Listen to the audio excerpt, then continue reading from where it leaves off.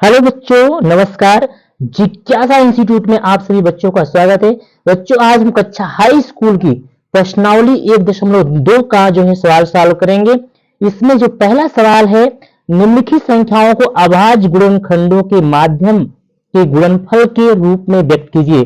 जो क्वेश्चन है, निम्नलिखित संख्याओं को अभाज्य गुणनखंडों के गुणनफल के रूप में व्यक्त कीजिए। तो पहला जो क्वेश्चन है प्रश्नावली 1.2 का क्वेश्चन नंबर 1, उसमें पहला जो दिया है 1 में दिया है 140 का कह रहा है अभाज्य गुणनखंड के रूप में व्यक्त करना है। तो सबसे पहले हम इसमें क्या काम करेंगे, 140 का गुणनखंड निकाल लेंगे। तो 140 का गुणनखंड निकालने के लिए हम जो है इसमें क्या करेंगे, इसका अभाज्य गुणनखंड निकालेंगे। 2 से भाग करेंगे। 2 सत्ते 14, 0। फिर 2 से भाग करेंगे, यहां पर हो गया 35, 2 तिहाई 6, 2 पच्चे 10। फिर जो है ए, अब जो है 2 से नहीं कटेगा, 3 से भी नहीं कटेगा, 5 से काटेंगे, 5 सत्ते 35। तो यहां पर आ गया 7। तो इसका जो अभाज्य गुणनखंड होगा 2 गुणे 2 गुणे 5 गुणे 7। तो इस तरीके से अगर हम इसको सॉल्व करेंगे तो यहां पर हो जाएगा 2 की पावर 2 गुणे 5 गुणे 7। तो इसका अभाज्य गुणनखंड हो गया 140 का अभाज्य गुणन हो गया 2 की पावर 2 गुणे 5 गुणे 7। तो इसी तरीके से हम अगला सवाल भी इसका सॉल्व कर सकते हैं। अगला सवाल में जो है दिया 156। तो अगला सवाल अगर हम सॉल्व करना चाहेंगे 156,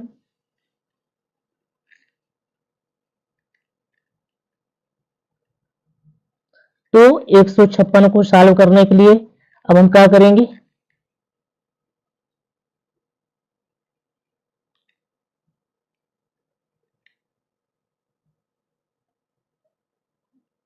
तो 156 का भी अभाज्य गुणनखंड निकाल लेंगे। 156, तो अब जो है इसमें भी हम इसमें 2 से भाग करेंगे।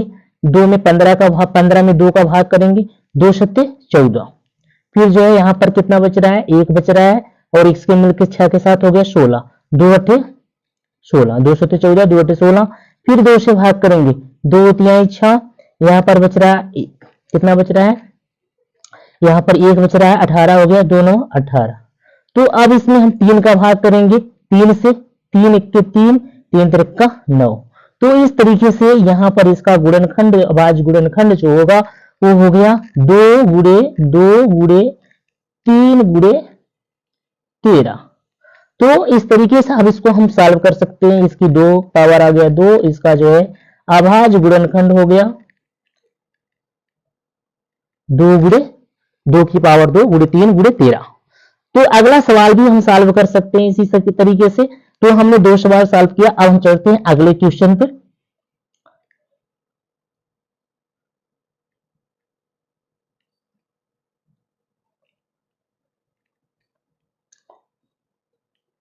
अब इसमें जो क्वेश्चन है, कह रहा पूर्णांकों के निम्नलिखित युग्मों के एचसीएफ और एलसीएम ज्ञात कीजिए तथा इसकी जांच कीजिए कि दो संख्याओं का गुणनफल एचसीएफ गुणे एलसीएम है। मतलब हमको ज्ञात करना, दो पूर्णांक दिए हैं, कह रहा है एचसीएफ और एलसीएम ज्ञात कीजिए और उन संख्याओं का गुणनफल एचसीएफ और एलसीएम होता है। तो इसमें जो पहला सवाल है, इसमें दिया है पहला सवाल। तो हम पहला सवाल जो है देख रहे हैं, पहला सवाल को सॉल्व करेंगे। दिया है 26 गुणे 91, 26 गुणे 91। तो अब इसको जो है हम एलसीएम, पहले जो है इसका क्या है, 26 गुणे नहीं, यहाँ पर गुणे मैंने जो लिख दिया गलत है, तो इसको इरेज कर दिया मैंने। यहाँ पर जो है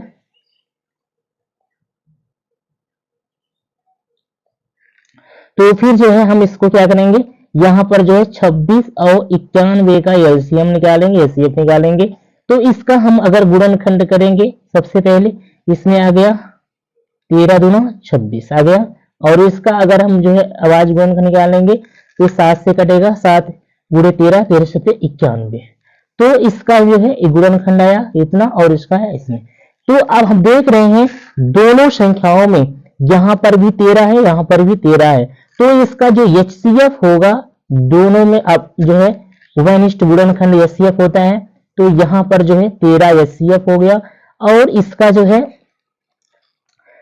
अब एलसीएम जो होगा, एलसीएम में हम निकालेंगे, तो एलसीएम में क्या हो जाएगा, 2 गुणे 7 गुणे 13, 2 गुणे 7 गुणे 13। तो यहां हम इसको सॉल्व करेंगे, 2 सत्ते 14, यहां पर हो गया 2 सत्ते 14 गुणे 13। तो हम 14 गुणे 13, 14 का जो है 13 में गुणा कर दे रहे हैं, तो 34 42, यहाँ पर 2 आ गया। फिर जो है 14 1 के 14, 14 4 18, तो 182 आ गया। अब हम दोनों संख्याओं का गुणा कर देंगे। क्या ये एलसीएम और एचसीएफ का गुणा कर देंगे, ये आ गया आपका एलसीएम, एलसीएम आ गया कितना 182। अब हम दोनों संख्याओं का गुणा और एलसीएम और एचसीएफ का गुणा करेंगे, तो यहां पर जो है हम इसको इरेज कर दे रहे हैं। यहां पर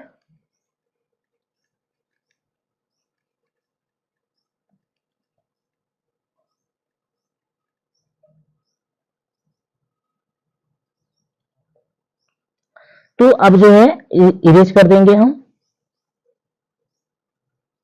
तो यहां पर आ गया 13 गुण 26 गुणे 91, 91 में हम 26 का गुणा कर देंगे, तो कितना आएगा, यहां पर देखिए 6 1 6 6 9 54 54, फिर 2 1 के 2 2 9 18। तो इस तरीके से यहां पर आ गया 6, यहाँ 4 2 6, फिर यहां पर 8 5 13, फिर इसमें 13 और यहाँ 2, तो 23 66 आ गया। अब हम दोनों संख्याओं का एलसीएम और एचसीएफ का गुणा कर देंगे।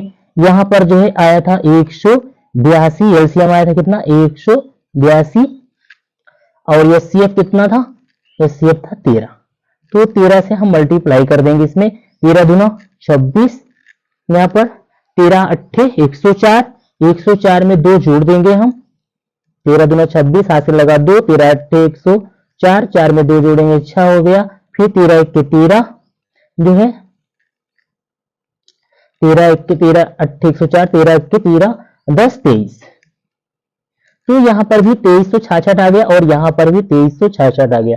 इस तरीके से दो संख्याओं का एलसीएम और एचसीएफ का जो गुणा होता है वो जो है दोनों संख्याओं के गुणनफल के बराबर होता है।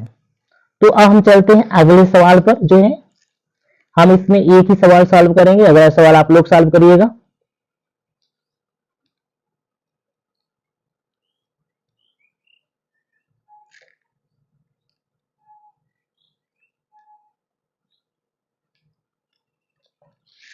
क्वेश्चन नंबर 3 है, अभाज्य गुणनखंड विधि द्वारा निम्नलिखित पूर्णांकों के एचसीएफ और एलसीएम ज्ञात कीजिए।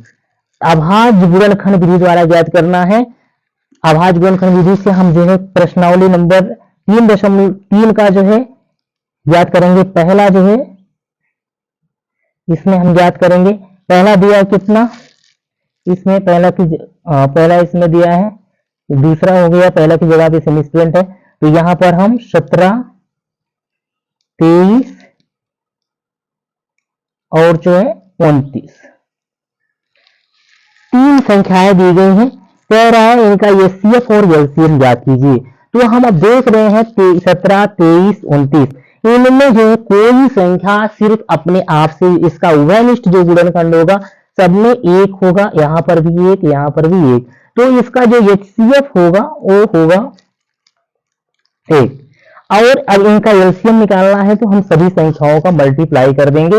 यहां पर जो है हम 29 में 23 का मल्टीप्लाई पहले करते हैं, यहां पर हो गया 3 9 27, फिर जो है 3 दूनी 6 6 2 8, यहां पर 2 9 18 और फिर 2 दूनी 4 1 5, तो इस तरीके से यहां पर 7 आ गया, यहाँ 8 8 16 5 1 6, तो 667 आ गया।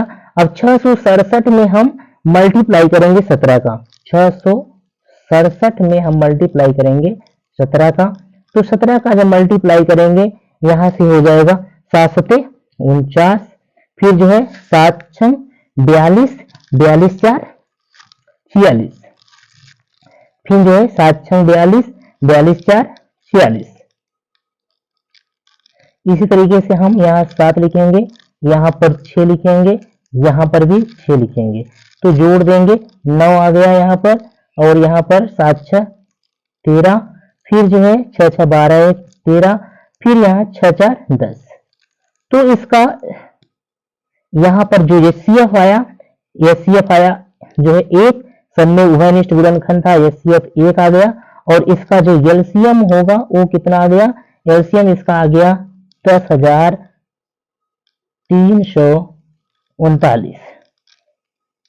एलसीएम आ गया, एलसीएम इसका आ गया 10,339। इसी तो इसमें हमने एक ही सवाल सॉल्व करेंगे हम एक। अब चलते हैं अगले सवाल पे।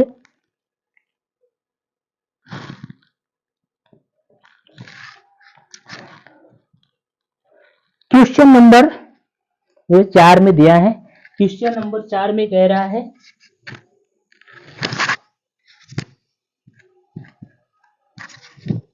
क्वेश्चन नंबर 4 में एचसीएफ दिया है यहाँ पर 306, और यहाँ पर कितना दिया है 657।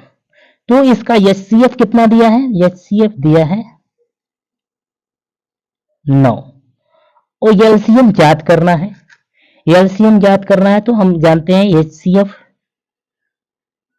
गुणे एलसीएम गुणे दोनों संख्याएं m1 गुणे m2 ये संख्याएं हैं। तो यहां से हमें एचसीएफ ज्ञात है, तो एलसीएम बराबर कितना हो जाएगा, एलसीएम इक्वल टू m1 गुणे m2 अपॉन यहां पर हो जाएगा एचसीएफ।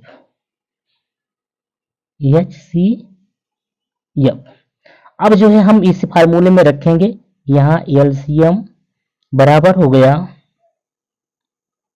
एलसीएम बराबर हो गया यहाँ पर m1 कितना है 306 गुणे 657 है, हमने यहाँ लिख गया है 657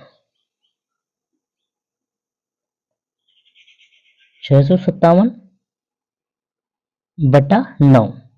तो अब हम 9 से इसमें भाग कर देंगे, यहाँ 3 3 का 9 और 3 1 के 3 0, फिर 3 दूनी 6, तो 102 आ गया। फिर जो है हम 3 का टेबल इसमें कर देंगे, यहाँ पर 657 में 3 1 के 3 3 दूनी 6, फिर जो है यहाँ पर 5 है, 3 1 के 3 बचा 2, यहाँ पर 7 है, 27 हो गया, 3 9 27, 221। अब 221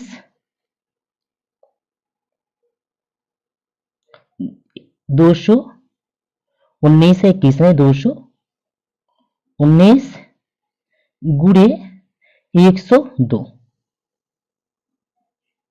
102 का गुणा कर देंगे, यहां पर कितना हो गया 2 9 18, फिर 2 1 के 2 2 1 3, फिर 2 दूनी 4, फिर यहाँ पर 0 0 0, फिर जो है हम यहाँ से 1 9 हो जाएगा 9, फिर 1, फिर जो है यहाँ से 2 उतार लेंगे, ये अलग है, तो इतना अब हम जोड़ देंगे 8 3 9 4 13 3, फिर जो है यहाँ पर 1 2 हो गया, फिर जो है यहाँ पर 2।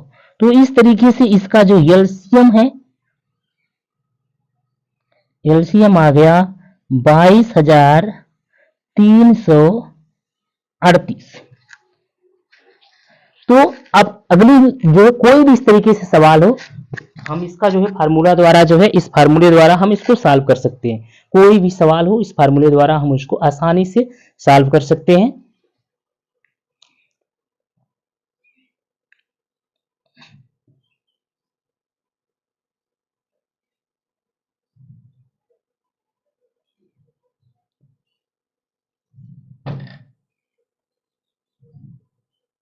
अगला क्वेश्चन है, जांच कीजिए कि क्या किसी प्राकृतिक संख्या के लिए संख्या 6 पावर n अंक पर समाप्त होती है। यहाँ पर कॉमन लगा दिया है तो यहाँ पर 6 पावर n है। 6 पावर n कह रहा है 0 पर समाप्त होती है, अंक 0 पर समाप्त होती है। तो हम यहाँ पर देखेंगे इसका जो अभाज्य गुणन है 6 पावर n का अभाज्य गुणनखंड कितना है 2 गुणे 6 की पावर n। तो हम देख रहे हैं 2 गुणे 6 यानी इसके अभाज्य गुणनखंड में 2 और 6 आ रहा है। अगर इसको और सॉल्व करेंगे 2 गुणे 3 हो जाएगा 6। अच्छा 2 गुणे 3 आ रहा है, 2 गुणे 6 नहीं, यहाँ पर जो होगा 2 गुणे 3, इसका 6 में जो है इसका अभाज्य गुणनखंड आ रहा है 2 गुणे 3 बराबर 6। तो अब हम देख रहे हैं कि जिस किसी भी संख्या में अगर उस 0 अंक पर समाप्त होने के लिए उसमें जो है 2 गुणे 5 उसका गुणनखंड होना जरूरी है, 2 गुणे 5 की पावर n। तो अगर इस तरीके से 2 5 10, तो इस तरीके अगर संख्या है तभी वो 0 पर समाप्त होगी, अन्यथा वो 0 पर समाप्त नहीं होगी। इसलिए 6 पावर n भी 0 पर समाप्त नहीं होगी, यानी 0 पर समाप्त नहीं होगी, 0 पर समाप्त नहीं होगी।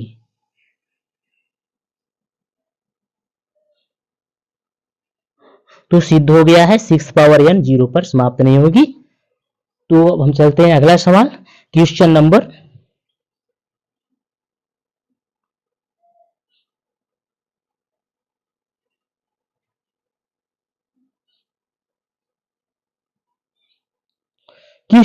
6। क्वेश्चन नंबर 6 में दिया है व्याख्या कीजिए कि 7 गुणे 11 लिखा है 7 गुणे 11, फिर लिखा है गुणे 13, फिर लिखा है प्लस 13, और दूसरी संख्या लिखा है 7 गुणे 6, 7 गुणे 6 गुणे 5 गुणे 4 गुणे 3 गुणे 2 गुणे 1 धन 5। तो इस तरीके से लिखा हुआ है। तो अब हमको देखना है इसमें हमको जो है कह रहा है भाज्य संख्याएं हैं क्यों, इसको दिखाना है कि क्या ये भाज्य संख्याएं हैं। तो सबसे पहले हम क्या करेंगे, यहाँ भी 13 है, यहाँ पर भी 13 है पहली संख्या, और ये दूसरी संख्या है। तो जो है पहले हम पहली संख्या में 7 गुणे 13, यहाँ 11 गुणे 13, तो हम 13 यहाँ से कॉमन ले लेते हैं। तो यहाँ पर कितना होगा 7 गुणे 11 धन 1। तो अगर इसको हम सॉल्व करें तो यहाँ पर हो जाएगा कितना 11 सते 77 प्लस 1। तो यहाँ पर हम करते हैं, तो अगर इसको हम जोड़ लें यहाँ पर 13 7 77 1 78, तो 78। तो हम देख रहे हैं एक इसकी संख्या में एक गुणनखंड उभयनिष्ठ गुणनखंड के अलावा भी 2 गुणनखंड है 13 गुणे 78, इसलिए ये भाज्य संख्या है। कौन सी संख्या है, भाज्य संख्या, ये भाज्य संख्या है। दूसरा सवाल है कह रहा है 7 गुणे 6 गुणे 5 गुणे 4 गुणे 3 गुणे 2 गुणे 1 धन 5। तो अब इसमें हम क्या करेंगे 5 कॉमन ले लेंगे। तो अब इस संख्या के अंदर कितना आ जाएगा 7 गुणे 6 गुणे 4 गुणे 3 गुणे 2। तो इस तरीके से अब इसको हम सॉल्व कर लेंगे। 7 छंग 42, और जो है 7 छंग 42 आ गया, 4 3 12 दूना 24, 42 गुणे 24 कर देंगे। यहाँ 5 बाहर है, तो 4 दूनी 8 हो गया, 4 चौक 16, 4 दूनी 8 4 चौक 16, फिर जो है 2 दूनी 4 2 चौका 8, तो जोड़ लेंगे। यहाँ पर 8 आ गया, यहाँ पर कितना 6 4 10, यहाँ पर कितना 8 1 9, तो 908, 5 गुणे 908। तो हम यहाँ पर भी देखते हैं कि इसके 2 गुणनखंड है, ये भी संख्या भाज्य है, यानी एक के अलावा 2 उभयनिष्ठ गुणनखंड है, इसलिए भाज्य संख्या है। तो दोनों भाज्य संख्याएं हैं। इस प्रश्नावली का अगला सवाल है,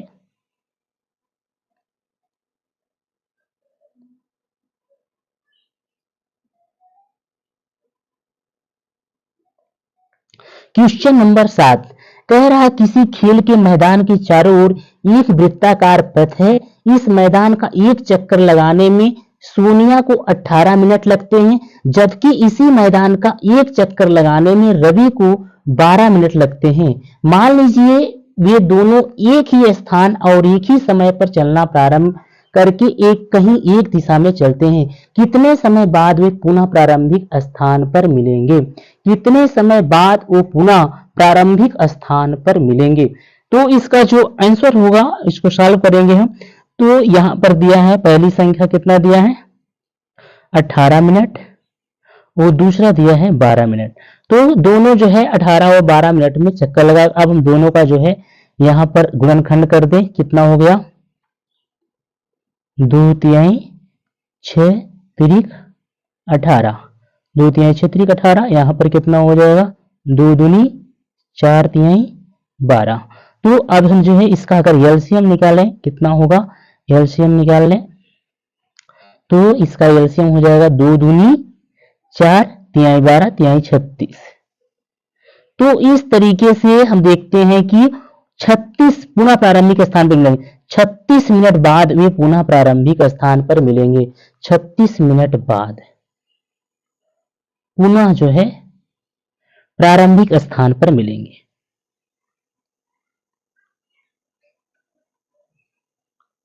स्थान पर मिलेंगे। तो इस तरीके से आज की प्रश्नावली 1.2 यहीं पर समाप्त होती है। दोस्तों, आप लोगों से निवेदन है, जिज्ञासा इंस्टीट्यूट को आप लोग ज्यादा से ज्यादा लाइक करिए, शेयर करिए। Thank you friends.